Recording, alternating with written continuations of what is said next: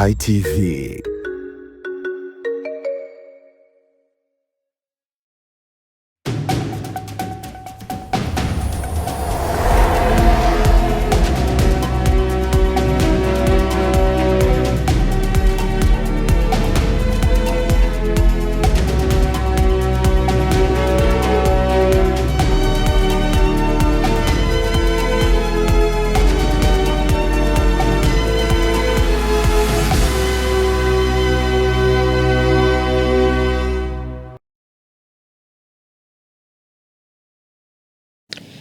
Kutangazia kutoka jijini Dodoma. Karibu mtazamaji katika ulimwengu wa habari tulionayo siku huu. Waziri Mkuu wasilisha bajeti ya ofisi ya Waziri Mkuu na ofisi ya Bunge. Milipuko yasababisha mitafaruku jiji la Bujumbura. Na kwa katika michezo, Simba kuikabili Coastal hapo kesho. Hujambo mtazamaji popote pale ulipo na karibu katika ulimwengu wa habari kutoka Sky TV. Langu jina ni Zinazire Mswima. Waziri Mkuu Dr. Mwigulu Nchemba ameagiza kuanza utekelezaji wa dira ya mwaka 2050 kupitia mpango na bajeti iliyoandaliwa na kuendelea kushirikisha sekta binafsi na wadau wa maendeleo katika kurahisisha utekelezaji wake ili kujenga uchumi kujumuishi ushindani na unaotegemea uzalishaji wenye tija. Aidha, Waziri Mkuu ameelekeza Tume ya Mipango kuendelea kutoa elimu kwa umma kuhusu dira ya mwaka 2050 ili kuwezesha kushiriki kikamilifu katika utekelezaji wake, kwa sababu suala hilo litawezekana ikiwa wadau wote watakuwa na ufahamu wa kutosha kuhusu vipaumbele vilivyoainishwa katika dira ya mwaka wa 2050. Waziri Mkuu ametoa maagizo hayo leo wakati akiwasilisha hotuba yake kuhusu mapitio na mwelekeo wa kazi za serikali na makadirio ya mapato na matumizi ya fedha za ofisi ya Waziri Mkuu na ofisi ya Bunge kwa mwaka 2026-27 bungeni jijini Dodoma.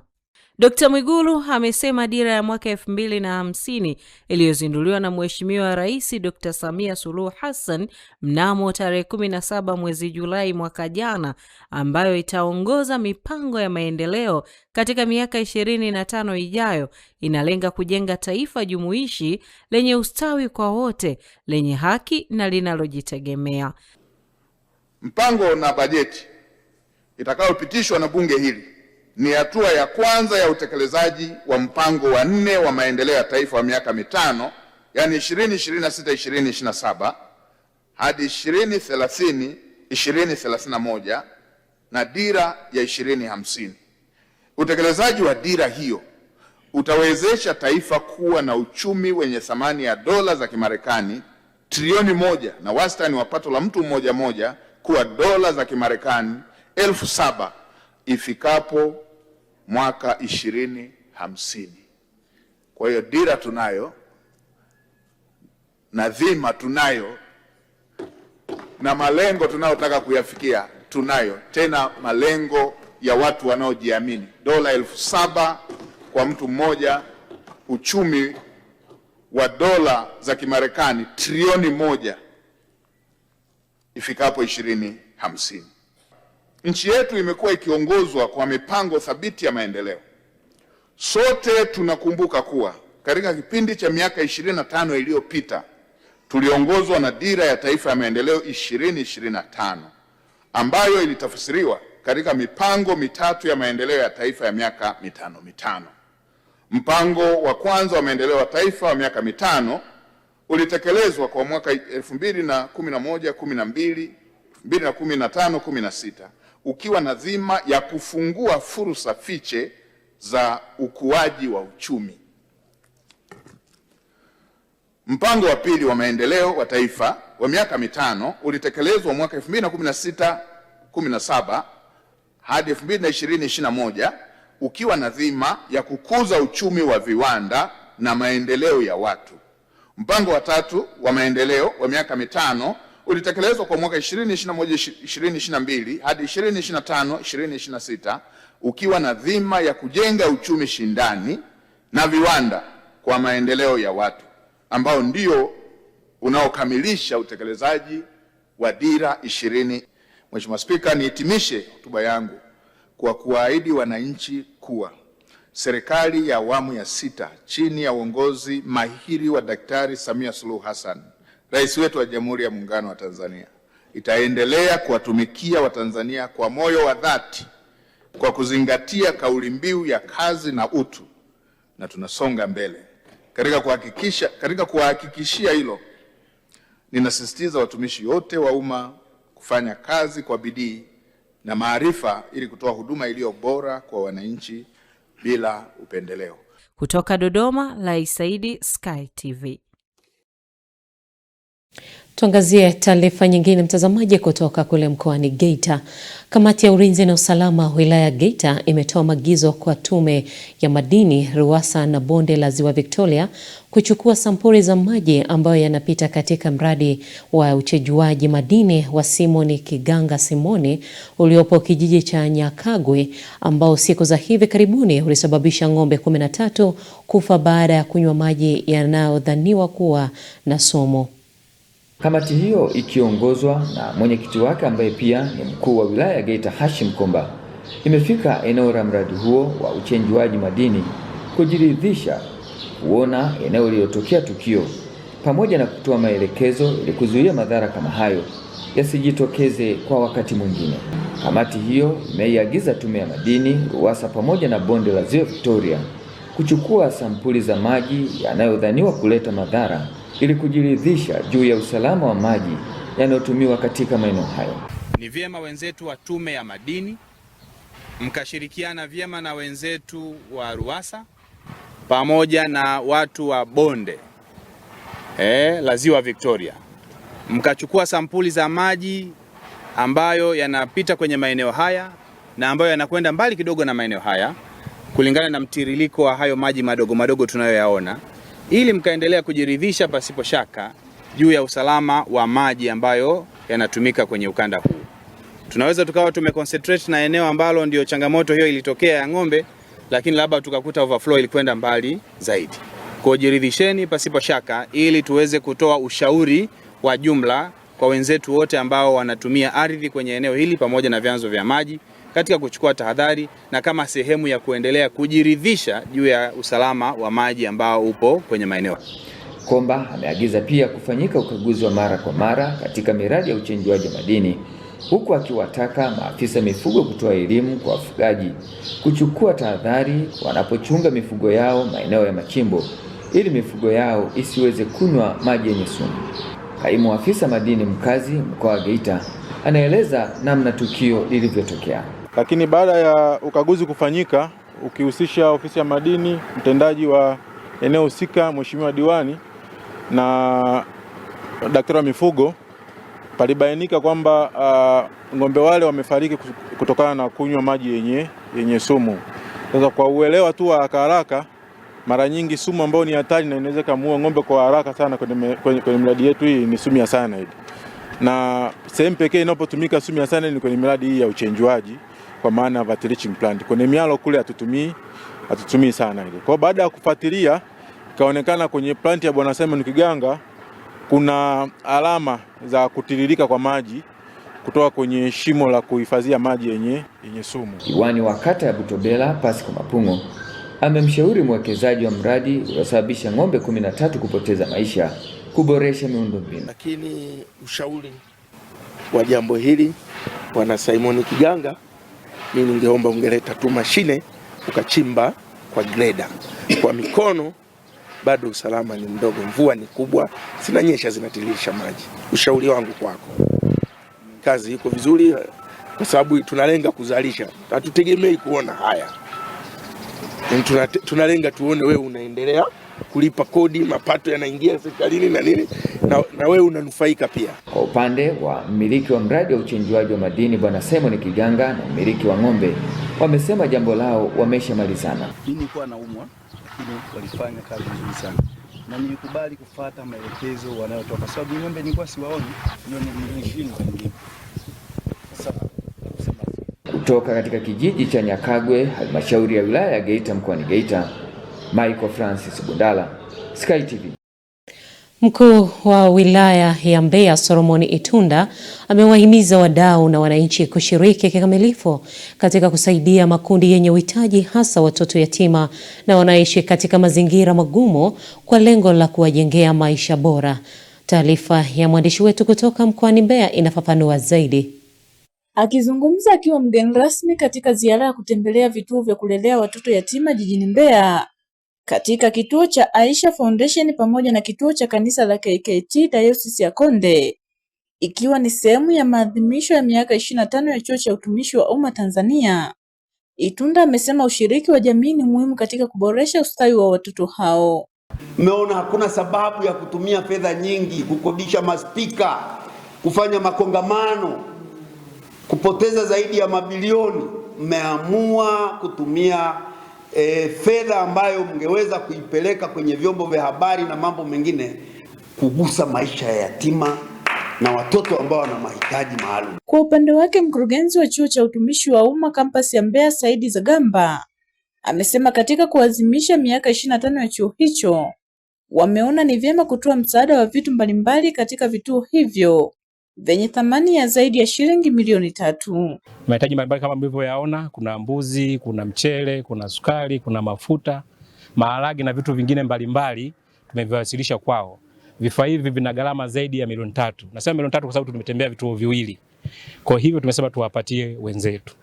Mahitaji haya mtendaji mkuu ametusaidia, lakini hawa watumishi wa kampasi ya Mbeya wamejitoa kwa kuchanga, kwa kutoa hela zao mkononi, lakini wengine wametoa vifaa. Kwa hiyo watoto hawa wajisikie wapo na ndugu zao, kaka zao, dada zao, baba zao na mama yao. Wamiliki wa vituo pamoja na watoto wametoa shukrani zao kwa msaada huo, wakisema unakwenda kuboresha mahitaji yao ya kila siku. Kwa hiki mlichokitoa kikubwa sana, mzee hapa kasaa kidogo tulichokileta.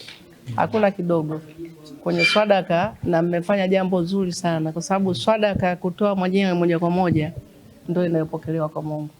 Swadaka ya kutuma ina michorochoro hapa katikati. Kwa hiyo watumishi wa umma pamoja na mzee hapa, kwa niaba ya ofisi nasema asanteni sana. Tumefurahi na tumeona jinsi ambavyo tumethaminiwa.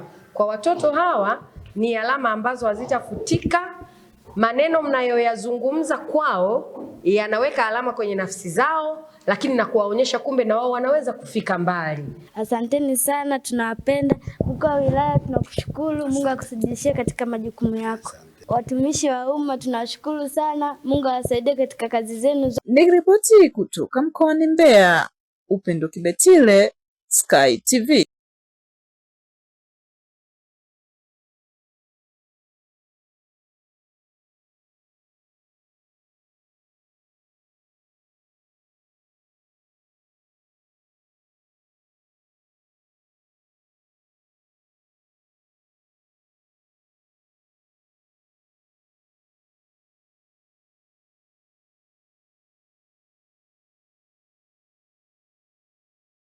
Kilio na simanzi vimetanda katika kijiji cha Mdenga, kata ya Nango, wilaya ya Masasi, mkoani Mtwara, kufuatia kuuawa kwa mwalimu wa shule ya msingi Mwongozo Hidaya Chiwembe mwenye umri wa miaka 51, tukio linalodaiwa kuchochewa na mgogoro wa mipaka ya shamba.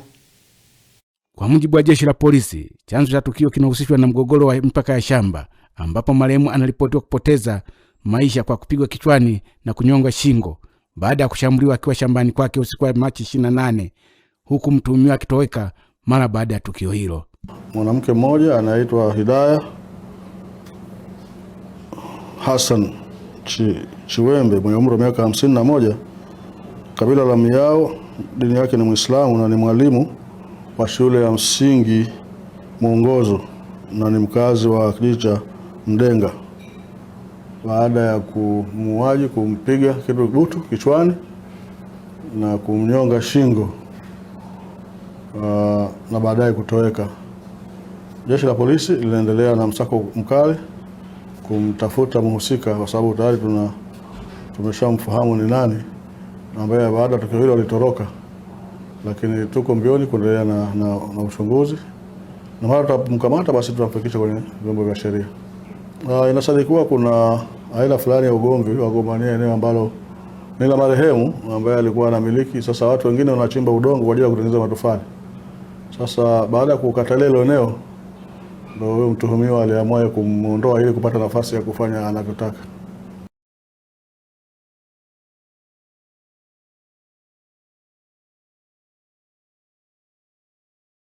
Maji unaendelea kutazama ulimwengu wa habari kutoka hapa Sky TV tulionayo usiku huu. Viongozi wa umma waaswa kutotumia madaraka vibaya. Karibu tena mtazamaji, unaendelea kutazama ulimwengu wa habari kupitia Sky TV na langu jina ni Zinazire Mswima. Katibu msaidizi wa Sekretarieti ya maadili ya viongozi wa umma kanda ya Ziwa, Godson Kweka, amesema matumizi mabaya madaraka bado ni changamoto kubwa miongoni mwa baadhi ya viongozi wa umma, akisisitiza umuhimu wa kuendelea kutoa elimu ya maadili ili kukabiliana na tatizo hilo.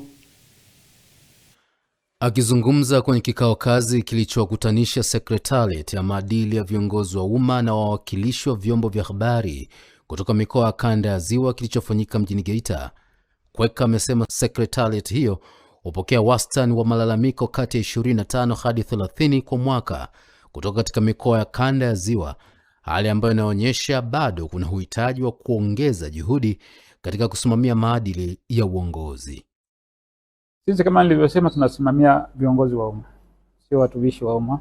Ingawa tunatoa elimu kwa wote, kwa sababu wote wanahitaji kujua masuala ya maadili, na watumishi wa umma ndio viongozi wa kesho, kwa hiyo pia wanahitaji kujua masuala ya maadili. Kwa hiyo katika aspect ya maeneo gani yanayolalamikiwa sana, ni pengine tuseme matumizi mabaya madaraka, pale ambapo kiongozi anapewa jukumu la kufanya, anafanya mambo ambayo pengine sio ndivyo sivyo. Kwa hiyo katika eneo la matumizi mabaya ya madaraka, pengine hapo ndio ambapo panahitaji kutoa elimu zaidi. Average tunaweza tukapokea malalamiko kati ya 25 na 30. Ukitaka kujua hali ikoje, lazima ufanye utafiti. Lakini kupitia majukumu tunayofanya, swala la maadili liko tuseme moderate. Si baya sana, si nzuri sana.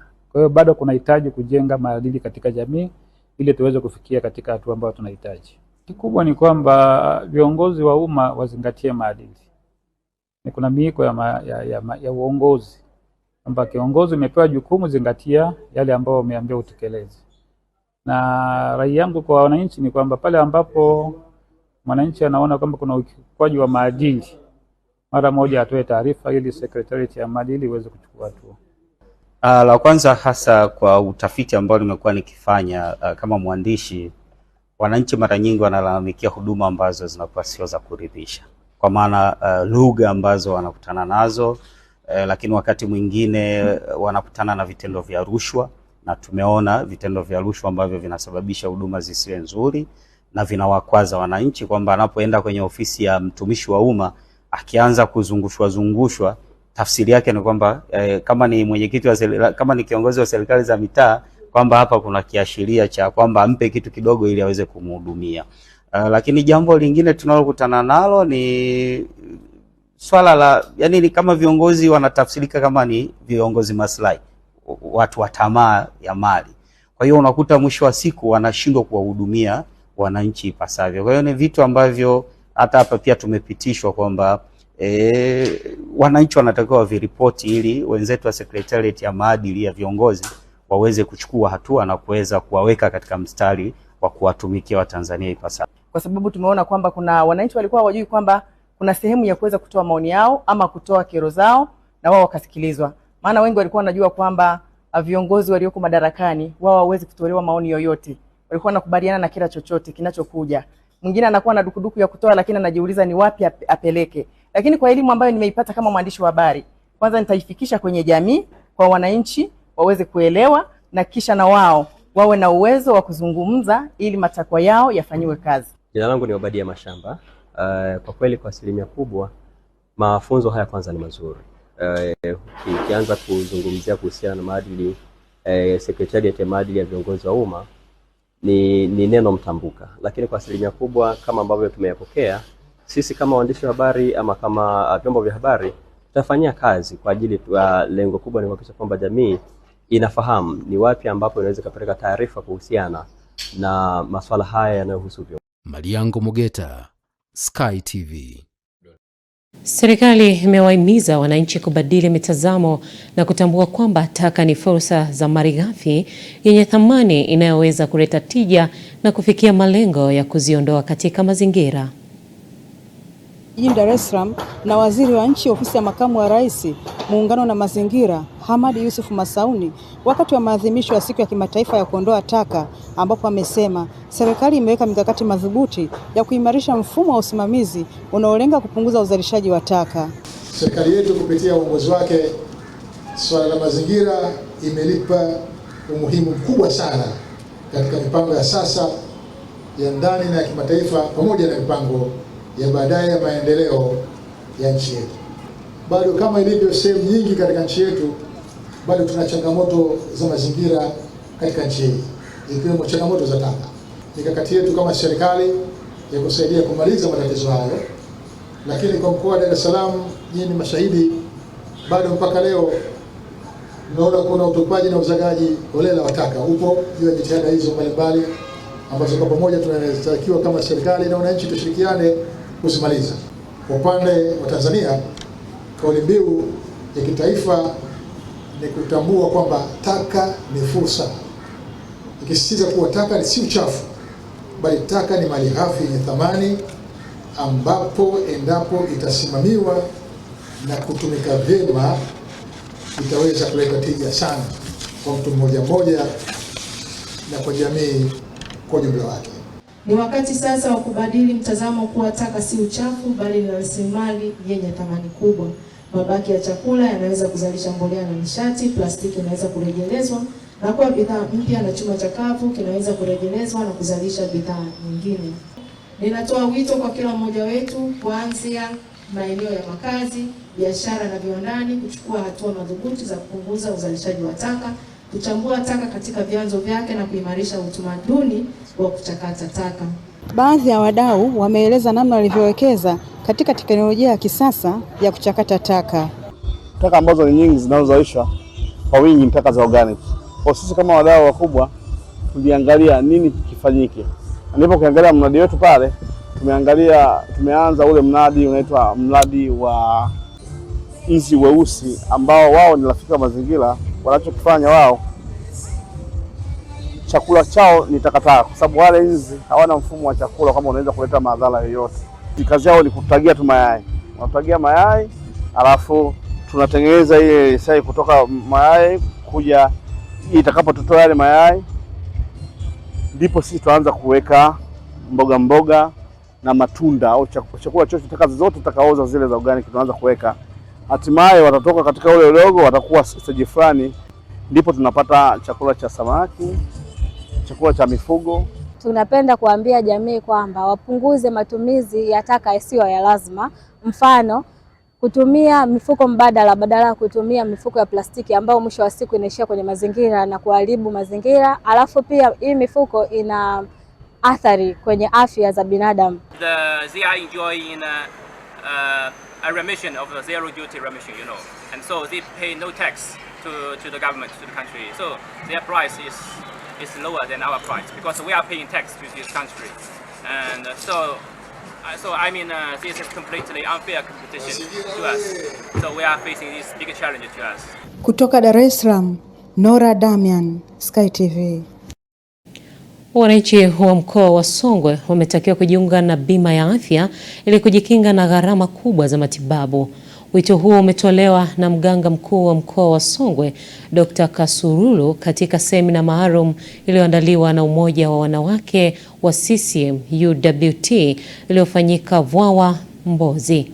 Akizungumza na Dr. Boniface Kasululo, amewahimiza wananchi kujiunga na bima ya afya kwa wote ili kupunguza gharama za matibabu. Amesema kwa shilingi 150,000 kwa mwaka, familia hadi watu 6 inaweza kupata huduma za afya kwa urahisi. Kwa utangulizi, tunasema maendeleo ya nchi yoyote, unapozungumzia maendeleo ya kiuchumi, maendeleo ya kijamii, hayataweza kufikiwa isipokuwa kwa kuwa na watu na si lazima au si watu tu, bali watu wenye afya njema. Huwezi kuzungumzia maendeleo ya nchi kama una watu ambao hawana afya njema. Afya ni muhimu sana. Kama wewe unayo, jitahidi sana kuhakikisha familia yako yote iko chini ya bima, lakini pia jitahidi ndugu zako nao waingie kwenye utaratibu wa bima. Sasa kuna mtu anaweza kauliza, mbona nilisikia kuna bima ya shilingi kadhaa, kuna bima sio ya nini? Hapo tumetaja ile makundi maalum, na ambayo tutaanza na wale ambao kwenye mfumo wa TASAF. Hata kama una mzee wako unamfahamu anastahili kuingia kwenye kaya maskini, kama alikuwa bado hajasajiliwa, mwambie asubiri, kwa sababu wakisha malizika hawa ndio wataanza kutambua wapya. Faida ya kutumia hiyo 150,000 ambayo mtu yoyote anaweza kaenda akalipia kwa kitita hicho, sio lazima awe ambaye hana uwezo. Mtu yoyote anaweza kwenda kukata kwa kitita hicho. Faida yake ni kwamba hiyo 150,000 itakuwa ni kwa mwaka. Mimi ambaye nakatwa moja kwa moja kwenye mshahara ni kila mwezi. Kwa hiyo utajikuta mimi nalipa hela nyingi sana kilinganisha na hiyo. 150,000 kwa mwaka kwa watu 6. Piga hesabu, agawanye 150,000 gawanya kwa 6, ili tujue mtu mmoja amewekewa akiba ya bima kwenye afya kwa shilingi ngapi. Ili kuisaidia serikali na kutusaidia sisi wenyewe, basi tuone uwezekano, tuwahimizi wananchi. Hawa wakaya maskini watalipiwa na serikali, lakini wako watu ambao wana uwezo wa kutoa hiki kiwango.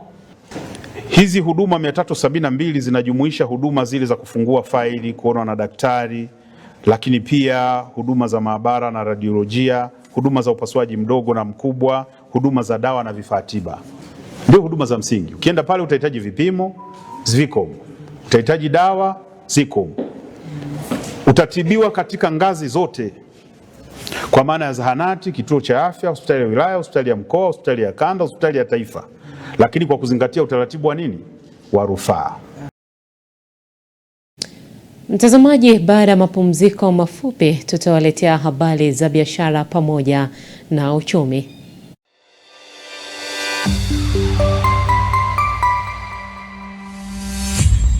Sky TV.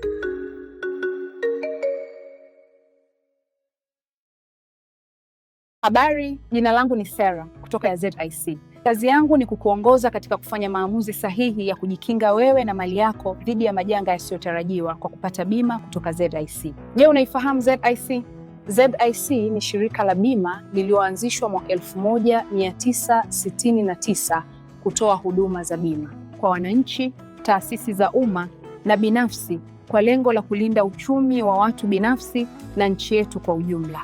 Lengo letu ni kuwa kampuni ya bima inayoaminika na wateja na kutambulika kote Afrika Mashariki. Dhamira yetu ni kulinda na kuwawezesha wateja wetu kwa kuwapa huduma bora na za kuaminika. Baada ya utangulizi wangu, je, ungependa kujua kuhusu huduma zetu? ZIC tunatoa huduma za bima za mali na ajali, na kati ya hizi ni bima ya magari, bima ya wizi, bima ya moto, bima ya mizigo. Je, unazijua branchi zetu?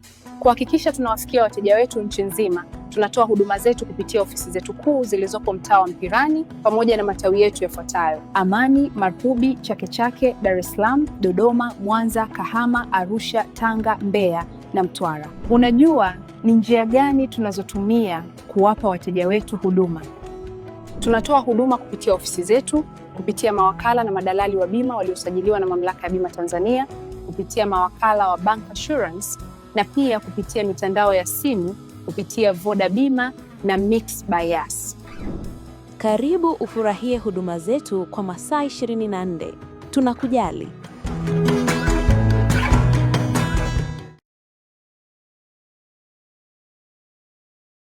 Sky TV inakukaribisha mfanyabiashara, mjasiriamali, taasisi na mashirika mbalimbali kutangaza biashara yako kwa gharama nafuu. Sky TV itafurahi kuwa sehemu ya kufanikisha ndoto yako ya kukua kibiashara. Karibu utangaze nasi ili kuwafikia wateja wengi kutoka maeneo mbalimbali ndani na nje ya nchi. Kwa maelezo zaidi, wasiliana na mkuu wa kitengo cha masoko kupitia simu namba 0673 33 61 99 au 0794 96 33 36. Wakati wa kukua kibiashara, taasisi au shirika lako ni sasa. Changamkia fursa hii.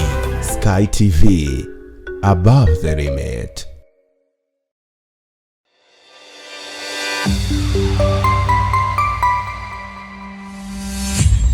Sky TV.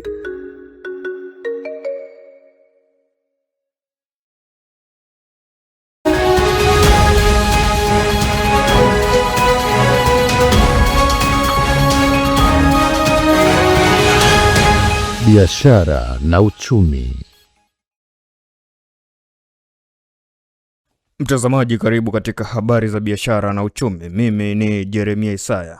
Serikali kupitia wakala wa nishati vijijini REA imetumia takriban shilingi bilioni 25 kujenga kituo cha kupozea umeme cha Ifakara. Hatua inaoboresha upatikanaji umeme na kuondoa changamoto ya kukatika kwa nishati hiyo katika wilaya ya Kilombero, Ulanga na Malinyi.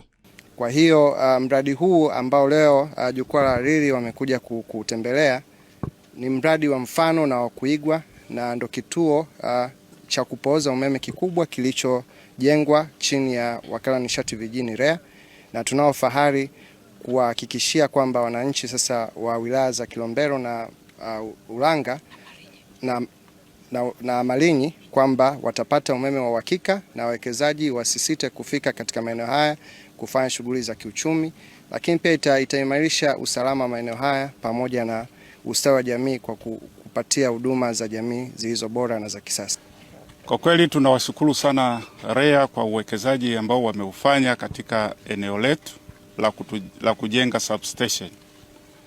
Kwa kitaalam tunaita ni grid substation, kwamba imechukua umeme kutoka kwenye grid ya taifa ikaushusha chini na kufikia matumizi ya majumbani au viwanda watumiaji mbalimbali ambao ni kilovoti 33 kutoka kilovoti 220 mpaka kilovoti 33.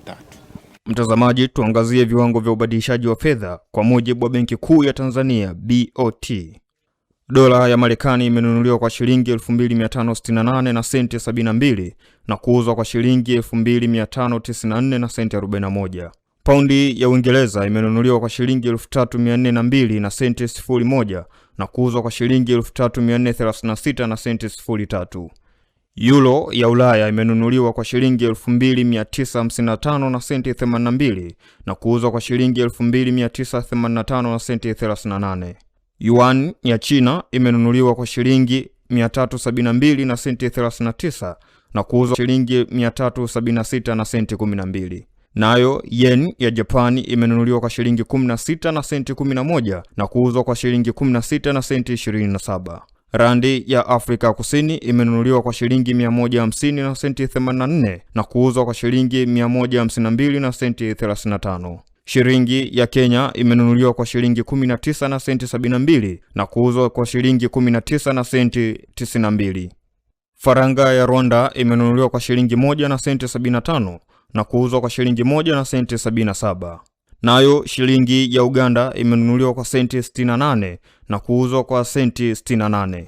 Faranga ya Burundi imenunuliwa kwa senti 86 na kuuzwa kwa senti 86. Na hii ni tamati ya habari za biashara na uchumi. Ulikuwa nami Jeremia Isaya.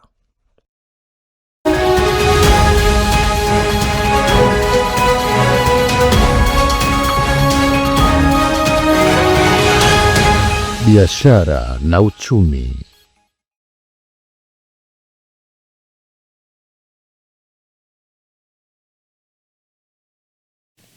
Na sasa tunaungana na Jeremia Isaya kwa ajili ya habari za biashara.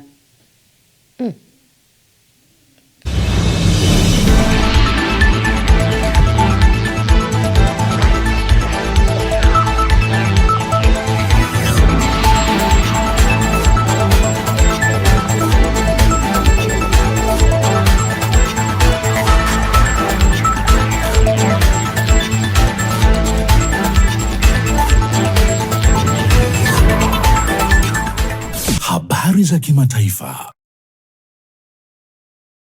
Karibu katika habari za kimataifa. Naitwa Pius Jayunga. Milipuko kadhaa imesikika kwenye mji mkuu wa Burundi, Bujumbura, baada ya moto kuzuka kwenye ghala la silaha la kambi moja ya kijeshi mjini humo. Milipuko hiyo ilizusha taharuki kwenye maeneo mbalimbali ya mji huo wenye wakazi zaidi ya milioni 1, huku kombora moja likiangukia karibu na kituo cha redio cha taifa. Kwenye video iliyoonekana na shirika la habari la AFP, moshi mrefu wenye umbo la uyoga ulitanda kwenye anga la Bujumbura magharibi ya Jumanne, Machi 31, huku vyombo vya habari vya huko vikisambaza taarifa zisizothibitishwa za milio ya risasi. Msemaji wa jeshi Gaspard Baratuza amesema hitilafu ya umeme kwenye ghala la silaha la jeshi hilo kwenye kambi ya Musaga ndiyo sababu ya milipuko hiyo. Kambi ya Musaga ipo kwenye viunga vya kusini mwa Bujumbura. Kupitia ujumbe wake kwenye kundi la WhatsApp kwa waandishi wa habari, Baratuza amewaomba wakazi wa Bujumbura kutulia na kuepuka maeneo ya karibu na kambi hiyo. Kwingineko, Urusi imesema imeanzisha uchunguzi leo Jumatano baada ya ndege ya kijeshi ya Urusi kuanguka katika eneo la Ukraine linalomilikiwa na Urusi la Crimea. Kamati ya uchunguzi mjini Moscow imesema ndege hiyo ilikuwa na wafanyakazi 7 pamoja na abiria 23. Kamati hiyo imesema tatizo la kiufundi ndilo lililosababisha ajali hiyo na hapakuwepo na ishara yoyote ya kushambuliwa kutoka nje, lakini bado wanachunguza. Ndege hiyo ilianguka katika eneo la milima la jiji la Kubieshiv, sio mbali kutoka mji wa Crimea wa Simferopol. Uchunguzi unafanyika kubaini iwapo kulikuwa na ukiukwaji wa aina yoyote wa usalama wa operesheni ya ndege au kuitayarisha ndege hiyo kabla ya kupaa angani. Jeshi la Urusi kwa kawaida linatumia eneo hilo la Crimea kurusha makombora kuelekea Ukraine katika vita vyake dhidi ya jirani yake huyo vilivyoingia mwaka wake wa 4 tangu vilipoanza Februari 24 mwaka 2022. Tamati ya habari za kimataifa. Mimi ni Pius Jayunga.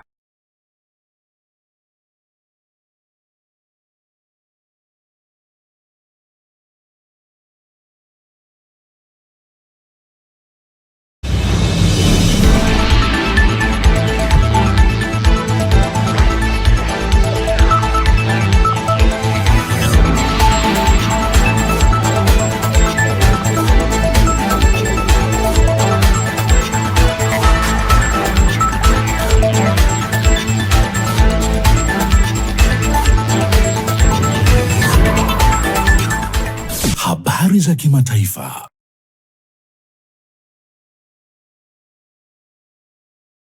Kumradhi mtazamaji, huyo alikuwa ni Pius Jayunga katika mkusanyiko wa habari za kimataifa. Na sasa mtazamaji, ni wasaa kuelekea viwanjani tukaangazia yale yaliyojiri leo katika michezo.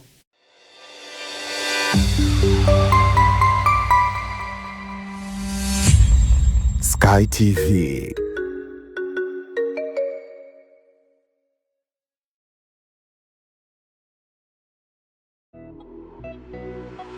Uongozi wa shule za Iyula Malaika Pre and Primary School zilizopo Ntyuka Dodoma na Mantengu B mji wa Vwawa mkoani Songwe unatangaza nafasi za masomo kwa wanafunzi wa awali na msingi. Kwa wanafunzi wa awali, shule inapokea watoto kuanzia umri wa miaka 2 na kuendelea. Na kwa wanafunzi wa elimu ya msingi, shule ya Iyula Malaika iliyopo Ntyuka jijini Dodoma inapokea wanafunzi kuanzia darasa la 1 mpaka la 4. Na shule ya Iyula Malaika iliyopo Vwawa mkoani Songwe inapokea wanafunzi kuanzia darasa la 1 hadi la 5. Mzazi au mlezi unakaribishwa kumleta mwanao katika shule za Iyula Malaika kwa elimu bora zaidi. Kwa mawasiliano zaidi piga simu namba 0745557379 au 0742062424 na 0793186716.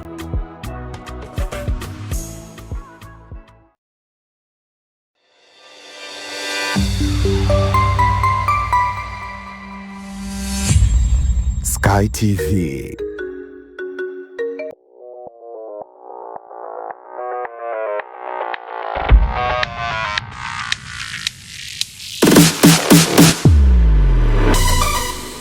Habari za michezo na burudani.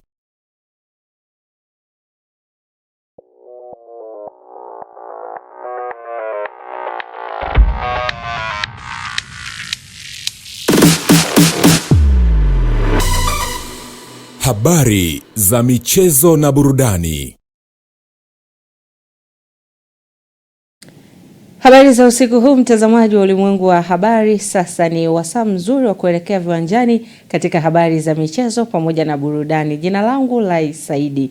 Kikosi cha Simba kimeendelea na maandalizi yao katika uwanja wa Mo Simba Arena Bunju jijini Dar es Salaam kwa ajili ya kujiandaa na mchezo wa ligi kuu soka Tanzania bara dhidi ya Coastal Union. Simba imerudi mazoezini sasa ikiwa na wachezaji wao wote, ikiwemo wale walioenda katika majukumu ya timu ya taifa ya Tanzania Taifa Stars.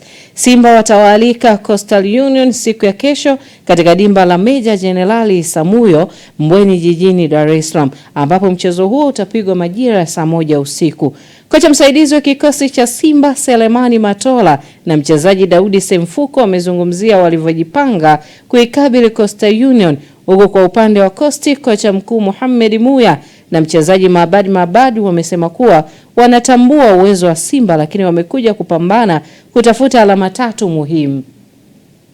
Tumerudi salama baada ya likizo fupi kwenye FIFA break, na mchezo ulioko mbele yetu ni dhidi ya Coastal. Nafikiri hakunaga mechi rahisi kati ya Simba na Coastal. Ni timu ambayo waga inatupa wakati mgumu sana tunapokutana nayo. Hata ukiangalia msimu wa mwaka jana waliweza kupata suluhu katika uwanja wetu wa nyumbani. Kwa hiyo kiukweli tunaochukulia muhimu sana mechi ya kesho hiyo. Maandalizi yetu yako vizuri kabisa, na kinachofurahisha kwamba wachezaji karibuni wote wako kambini na wako tayari kwa ajili ya mchezo wa kesho. Si kama wachezaji wa Simba tumejiandaa vizuri na tumetoka katika break. Kwa hiyo nadhani wachezaji wote morali iko juu kwa ajili ya mechi ya kesho, kuipambania Simba katika mechi ya kesho ili tupate pointi 3. Kwa hiyo amini kwamba hayo mazuri tuliyofanya kama unavyosema tukashindwa kukonveti kuwa magoli, zile nafasi tulizozipata tumeendelea kufanyia mazoezi. Inshallah naomba wachezaji wangu Mwenyezi Mungu awaamshe salama, alafu wawe nafahamu, yani wakumbuke yale yote tuliyokumbushana kiwanjani. Huenda tukaita faraja kubwa sana kwa wana Mangoshi. Hayo utakwenda kukabiliana na hizo timu. Kwa hiyo tumejiandaa, sio kukabiliana na Simba tu, na timu zote ngumu za ligi hii. Hapa hakuna timu nyepesi katika ligi.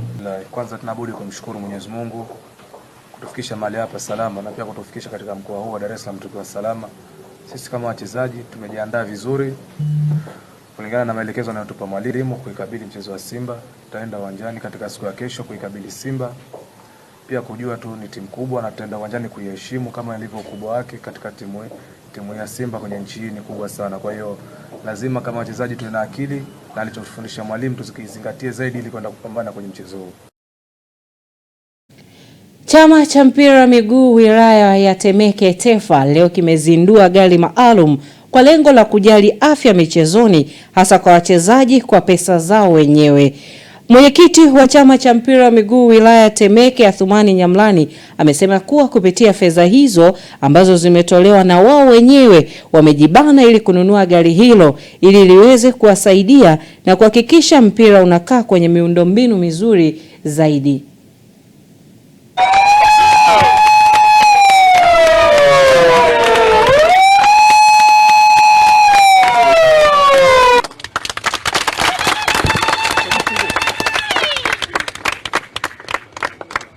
la mpira Tanzania Athumani Jumanne Nyamlani. Leo tumewaomba shirikisho la mpira pamoja na DRFA chama cha mpira mkoa wa Dar es Salaam tuje tushirikiane Temeke kwenye kuuwezesha mpira uweze kuchezwa vizuri kwa kuandaa miundombinu rafiki ya kimpira kwenye wilaya yetu hii ya Temeke.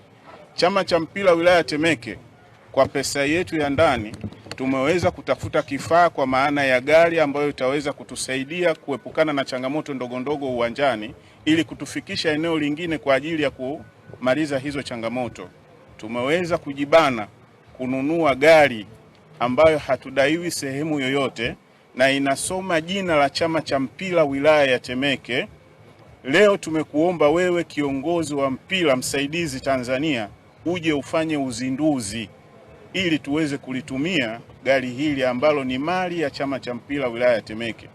Mimi kama mwenyekiti wa chama cha mpira wilaya ya Temeke ninayo furaha ya kukualika wewe na utufikishie salamu kwa rais wa mpira Tanzania, kaka yetu ndugu yetu Wallace Karia, kwamba uwepo wetu sisi ni kuhakikisha mpira kwenye miundombinu unakaa vizuri. Kazi yangu mimi hapa ni kuzindua tu ambulance hii kama ulivyonikaribisha mwenyekiti kuja kuzindua. Haya ni matakwa ya kikanuni. Kanuni zetu sasa za ligi daraja la kwanza, Premier League daraja la pili, kwa maana hizo National League na nyingine, kwamba mechi haichezwi kama hakuna ambulance uwanjani. Kwa hiyo haya ni matakwa ya kikanuni na tunafanya hivyo kwa kuzingatia afya za wachezaji wetu. Hichi ni kitu muhimu sana mmefanya, na leo mmeandika historia ambayo haijawahi kufanyika katika nchi yetu toka ipate uhuru. Kwa hiyo mimi nawapongeza TEFA kwa kupiga hatua. Hili ni jambo kubwa sana kwenye kujali afya za wachezaji wetu, kwenye kujali afya za wanamichezo. Ni kitu kikubwa sana mmefanya. Na nimefarijika kusikia kwamba hamkukopa. Mmenunua gari hili kwa vyanzo vyenu vya ndani, mmeweza kubana matumizi yenu, mkaweza kupata gari hii ambayo inaweza kutoa huduma za haraka sana wale wanaofikwa na kesi zozote za kiafya wakati wa michezo yetu. Kwa hiyo hongereni sana. Taarifa nyingine mtazamaji ni kuhusiana na management na watumishi wa Baraza la Michezo la Taifa BMT.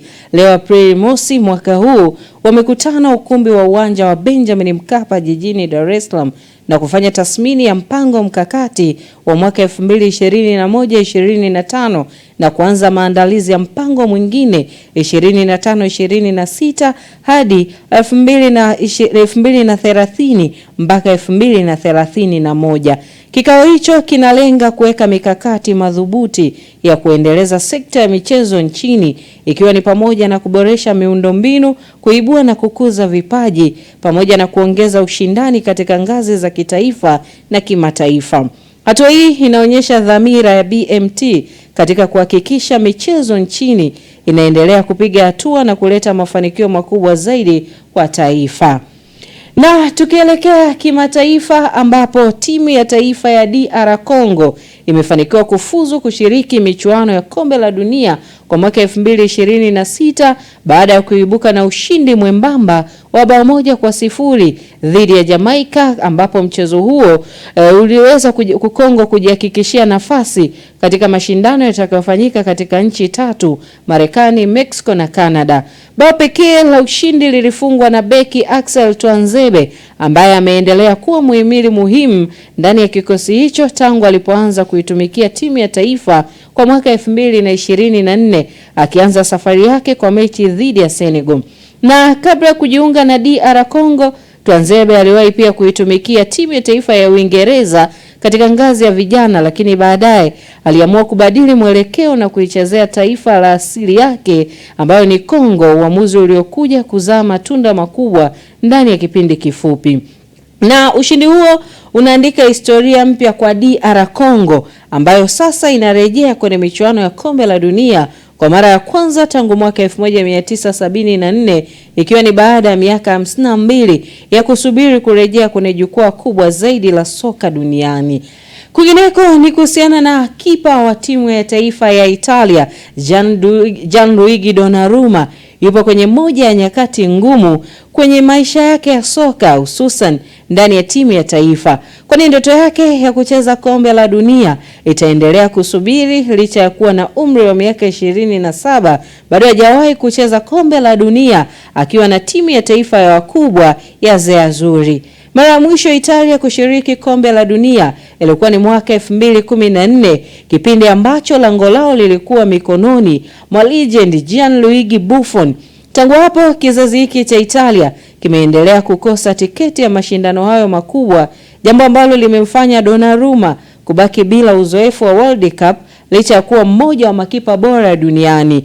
Katika mchezo wao wa siku ya jana, Italia walipigwa na Bosnia kwa mikwaju ya penati 4-1 baada ya sare ya kufungana bao 1-1 ndani ya dakika 120 za mchezo. Kwa matokeo hayo yanafanya Italia kukosa kombe la dunia ikiwa ni kwa mara ya 3 mfululizo baada ya kukosekana kwa mwaka 2018, 2022, huku Donnarumma akiendelea kusubiri siku ambayo atatimiza ndoto ya kila kipa kulinda lango la taifa lake kwenye jukwaa kubwa zaidi duniani. Na taarifa hiyo inatufikisha tamati ya habari za michezo na burudani. Nikurejesha kwake Zinaziri Mswima aweze kukamilisha ulimwengu wa habari usiku huu.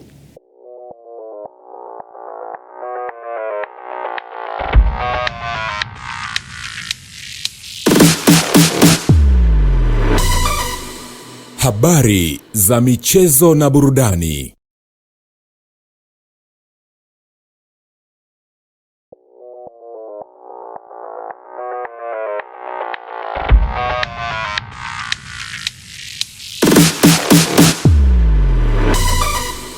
Habari za michezo na burudani.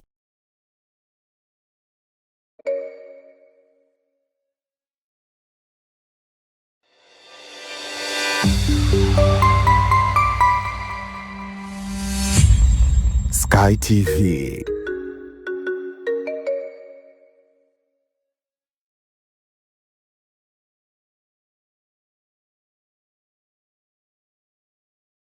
Mtazamaji, na sasa tutazame utabiri wa hali ya hewa kwa saa 24 zijazo kuanzia saa 3 kamili usiku huu wa leo kutoka kwa TMA. Uhali gani mpenzi mtazamaji, na karibu tena katika utabiri wa hali ya hewa wa saa 24 zijazo kuanzia saa 3 usiku. Tafadhali ungana nami Ramadhani Omari kutoka Mamlaka ya Hewa Tanzania. Mifumo anga inaendelea kuonyesha viashiria vya mvua katika baadhi ya maeneo hapa nchini, hususan yale ya magharibi mwa nchi yetu kuelekea kusini mwa nchi. Na Mamlaka ya Hewa inatoa tahadhari ya vipindi vya mvua kubwa katika maeneo machache ya mikoa ya Rukwa, Songwe, Mbeya, Iringa, Njombe, Ruvuma, Lindi, Mtwara pamoja na kusini mwa mkoa wa Morogoro. Hivyo ni vema kwa wananchi wa maeneo hayo kuchukua hatua zinazostahiki. Na kwa usiku wa leo, maeneo ya nyanda ya juu kusini magharibi, kusini mwa mkoa wa Morogoro, mkoa wa Ruvuma pamoja na pwani yetu ya kusini yanatarajiwa kuwa na hali ya mawingu kiasi, mvua na ngurumo za radi katika maeneo machache. Na maeneo mengine yaliyosalia yanatarajiwa kuwa na hali ya mawingu kiasi na makavu kwa jumla. Na kwa siku ya kesho, maeneo ya mkoa wa Kagera, Geita, Mwanza, Kigoma pamoja na Katavi kunatarajiwa kuwa na hali ya mawingu kiasi, mvua na ngurumo za radi katika maeneo machache na vipindi vya jua. Kwa maeneo nyanda juu kusini magharibi, kusini mwa mkoa wa Morogoro, mkoa wa Ruvuma pamoja na pwani yetu ya kusini kunatarajiwa kuwa na hali ya mawingu, mvua na ngurumo za radi katika maeneo machache na vipindi vifupi vya jua. Na maeneo ya pwani yetu ya kaskazini pamoja na kaskazini mwa mkoa wa Morogoro kunatarajiwa kuwa na hali ya mawingu kiasi, mvua nyepesi katika maeneo machache na vipindi vya jua. Na maeneo mengine yaliyosalia yanatarajiwa kuwa na hali ya mawingu kiasi na vipindi vya jua. Na kwa upande wa upepo, tunatarajia upepo kuvuma kwa kasi ya kilomita 20 kwa saa, hususan katika maeneo ya ukanda wetu wa pwani ya Bahari ya Hindi, Ziwa Victoria, Ziwa Tanganyika pamoja na Ziwa Rukwa. Kwa maeneo ya Ziwa Nyasa, upepo unatarajiwa kuvuma kwa kasi ya kilomita 30 kwa saa. Hali ya bahari pamoja na ziwa inatarajiwa kuwa na mawimbi madogo hadi makubwa kiasi. Na matarajio ya hali ya hewa kwa siku 4 zijazo katika baadhi ya miji ni kama ifuatavyo. Kwa mkoa wa Dar es Salaam tunatarajia hali ya mawingu kiasi, mvua na ngurumo katika maeneo machache. Na mkoa wa Dodoma tunatarajia hali ya mawingu kiasi, mvua na ngurumo katika maeneo machache. Na mkoa wa Mwanza tunatarajia hali ya mawingu kiasi, mvua na ngurumo katika maeneo machache. Na mkoa wa Mbeya tunatarajia hali ya mawingu kiasi, mvua na ngurumo katika maeneo machache. Na mkoa wa Kilimanjaro tunatarajia hali ya mawingu kiasi, mvua na ngurumo katika maeneo machache. Na mkoa wa Morogoro tunatarajia hali ya mawingu kiasi, mvua na ngurumo katika maeneo machache. Na mkoa wa Arusha tunatarajia hali ya mawingu kiasi, mvua na ngurumo katika maeneo machache. Na mpaka kufikia hapo, kutoka Mamlaka ya Hewa tuna ziada. Asante kwa kuwa nami na nikuage kwa heri. Mtazamaji, kabla ya kuhitimisha ulimwengu wa habari, tupate muhtasari wa tuliokuwa nayo usiku huu. Waziri Mkuu awasilisha bajeti ya ofisi ya Waziri Mkuu na ofisi ya Bunge. Na kwa kimataifa, milipuko yasababisha mitafaruku jiji la Bujumbura. Na katika michezo, Simba kuikabili Coastal hapo kesho. Mtazamaji, nafika tamati katika ulimwengu wa habari. Kwa niaba ya timu nzima Sky TV, langu jina ni Zinazire Mswima.